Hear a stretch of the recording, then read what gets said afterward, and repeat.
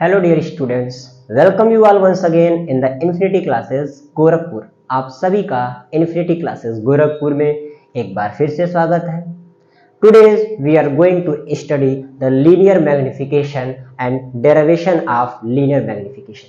यानी कि आज के टॉपिक में जो है हम लोग बात करेंगे कि कॉनकेव मिरर के लिए लीनियर मैग्निफिकेशन, चाहे कॉन्वेक्स मिरर के लिए लीनियर मैग्निफिकेशन क्या होता है और लीनियर मैग्निफिकेशन का फार्मूला क्या होता है और उसको डिराइव करके लाया जाएगा। अभी तक हम लोग केवल क्लास 10th के बेसिस पे बात करें तो हम लोग ये जानते हैं m is equals to minus V by U, ठीक है। यानी कि height of image upon height of object, इन्हीं का रेशियो होता है। हम लोग डायरेक्ट इस फार्मूले को अभी तक यूज करते हैं, चाहे न्यूमेरिकल हो चाहे लिखने की बात हो, ठीक है।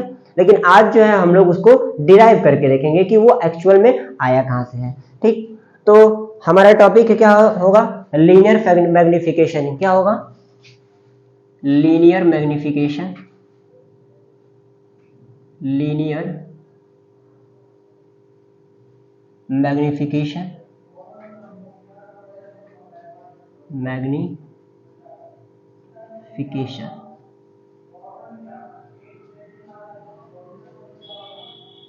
ठीक है। Linear magnification, right.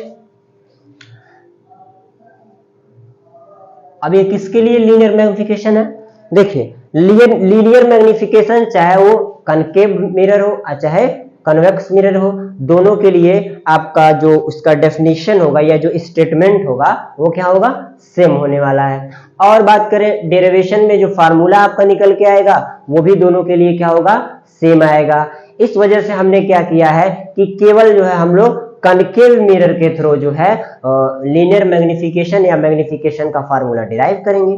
थोड़ा सा डिफरेंस होता है क्योंकि आपको पता भी है कि कन्वेक्स मिरर में जो आपका इमेज बनता है वो वर्चुअल बनता है, तो थोड़ा सा चेंजिंग आएगा उसके डिराइवेशन में। बाकी सारी चीजें सेम होने वाली है, इसलिए केवल हम लोग एक ही यहाँ पे डिराइव करेंगे। किसके लिए करेंगे हम लोग? कॉनकेव मिरर के लिए।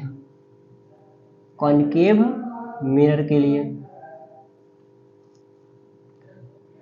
राइट। तो सबसे पहले ये जान लेते हैं कि लीनियर मैग्निफिकेशन होता क्या है। थोड़ा सा इसका स्टेटमेंट लिखेंगे लीनियर मैग्निफिकेशन का। लीनियर मैग्निफिकेशन, देखिए इसको कैसे, मान लीजिए इसका डेफिनेशन लिखने के लिए आ जाए तो कैसे लिखा जाएगा? ठीक, वैसे आता तो नहीं है, केवल फार्मूले से उसके डेरिवेशन से मतलब होता है हमें, लेकिन फिर भी बता दे रहे हैं। Magnification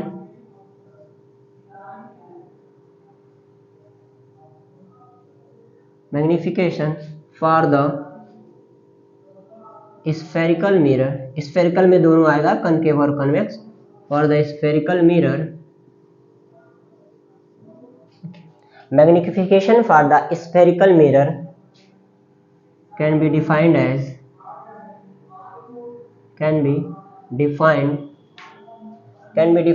the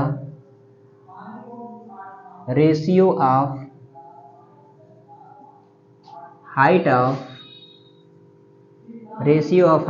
image to the height of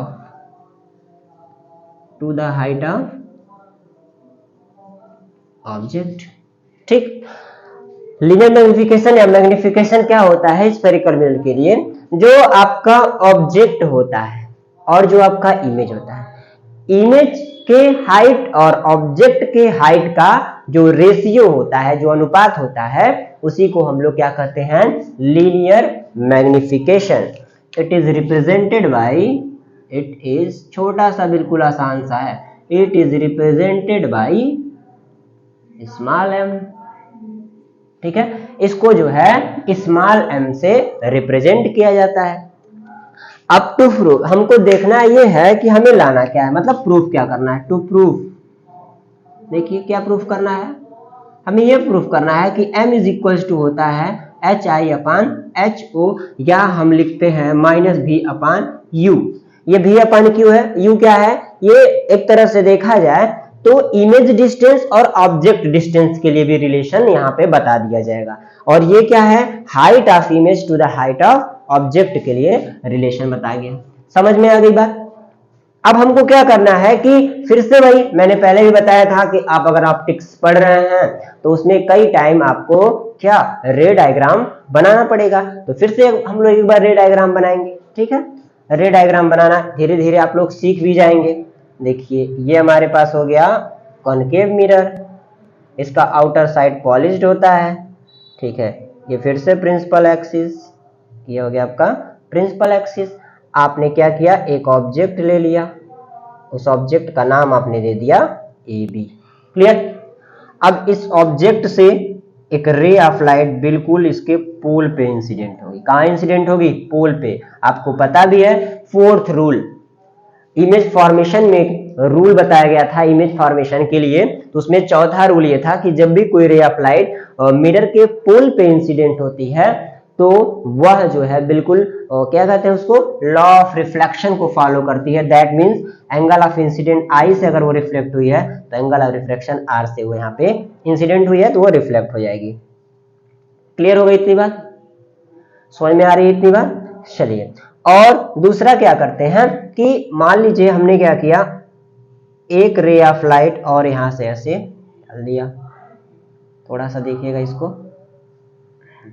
ये क्या हमारा, सपोज कर लीजिए इसको हम लोगों ने क्या कह दिया, सेंटर ऑफ कर्वेचर कह दिया, क्योंकि आपको पता है कि सेंटर ऑफ कर्वेचर से जब रेज ऑफ लाइट जाती हैं तो वह उसी डायरेक्शन में वापस चली आती है।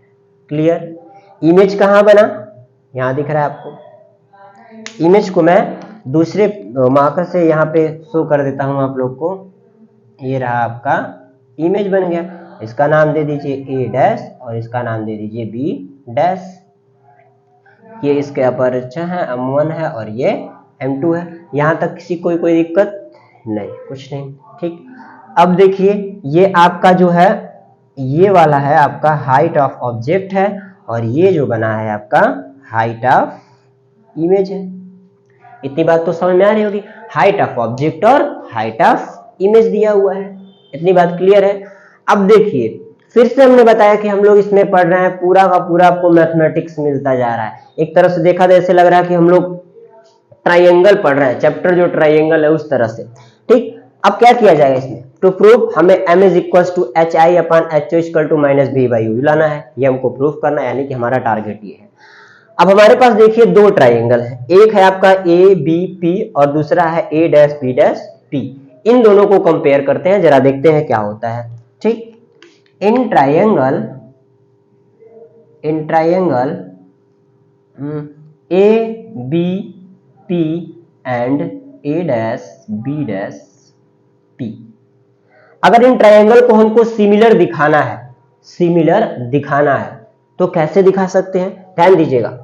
सिमिलरिटी के लिए सबसे पहले यहां, अभी मैंने पिछले वाले लेक्चर में भी सिमिलर करने के लिए बताया था, ये एंगल क्या है 90 डिग्री, तो जरा बताइए एंगल 90 डिग्री होगा, है कि नहीं है दोनों में। अब देखिए सेकेंड अगर बात करें, दोनों ट्राइंगल में इसका जो बेस है देखिए सेम है ना बेस, तो इसके अकॉर्डिंग अगर ये एंगल ऑफ इंसिडेंस और ये एंगल ऑफ रिफ्लेक्शन है तो ये दोनों आपस में इक्वल हो गए, यानी कि एक ट्राइंगल ए बी पी हो गया, एक ट्राइंगल आपका ए बी पी हो गया जिसमें एंगल ऑफ इंसिडेंस है, और दूसरा ए डैश बी डैश पी हो गया जिसमें आर है। यहां आप चाहें तो लिख सकते हैं, यहां लिख सकते हैं angle A B P is equals to angle A dash B dash P is equals to 90 degree, right angle हो गया, ठीक है।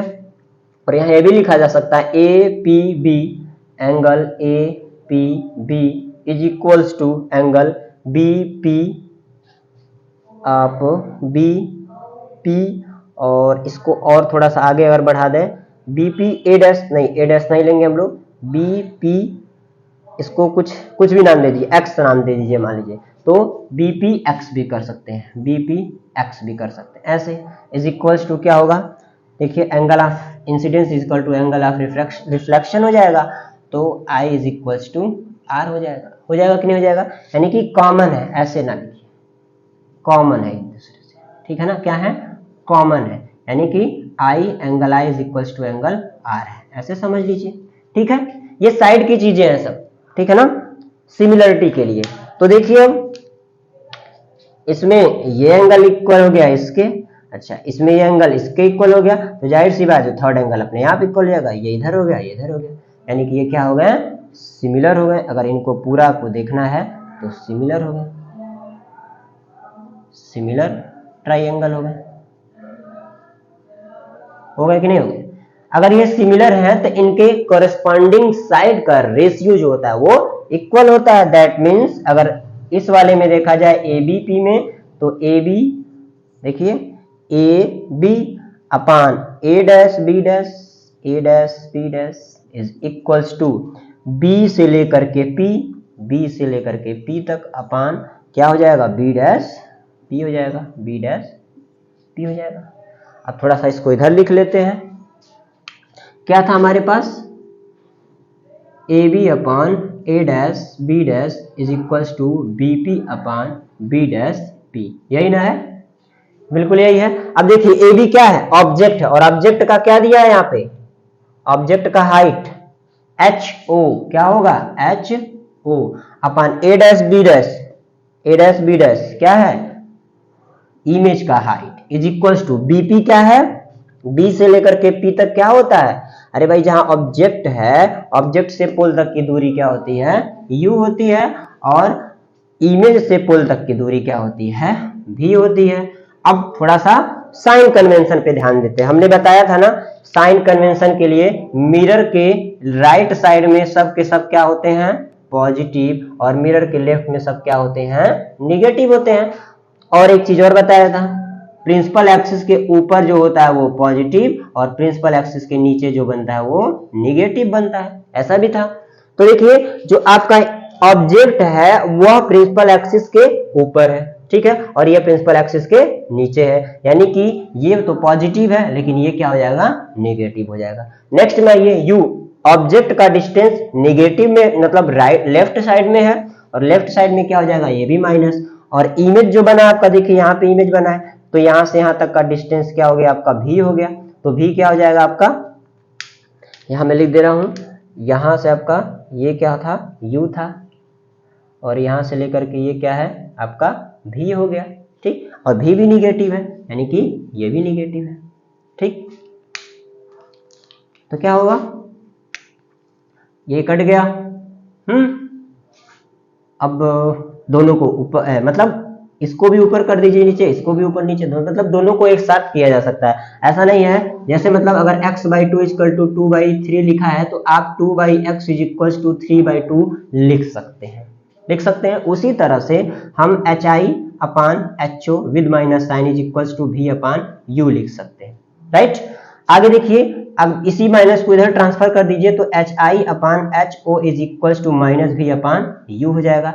और हम लोग क्या निकालना है, ये मैग्निफिकेशन था, क्या था, मैग्निफिकेशन, तो M इज इक्वल टू क्या हो जाता है, HI upon HO is equal to minus V upon U। देखिए क्या हमें यही प्रूफ करना था, यही था ना हमारा, M equal to HI upon HO equal to minus V upon.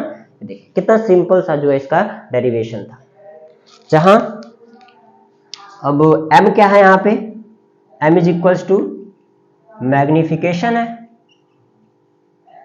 H यहां लिख देते हैं, HI क्या है, हाइट ऑफ इमेज है, और HO क्या है, हाइट ऑफ ऑब्जेक्ट है, ठीक। V क्या है, इमेज डिस्टेंस है, क्या है, इमेज डिस्टेंस है, और U क्या है, ऑब्जेक्ट डिस्टेंस, क्या है, ऑब्जेक्ट डिस्टेंस।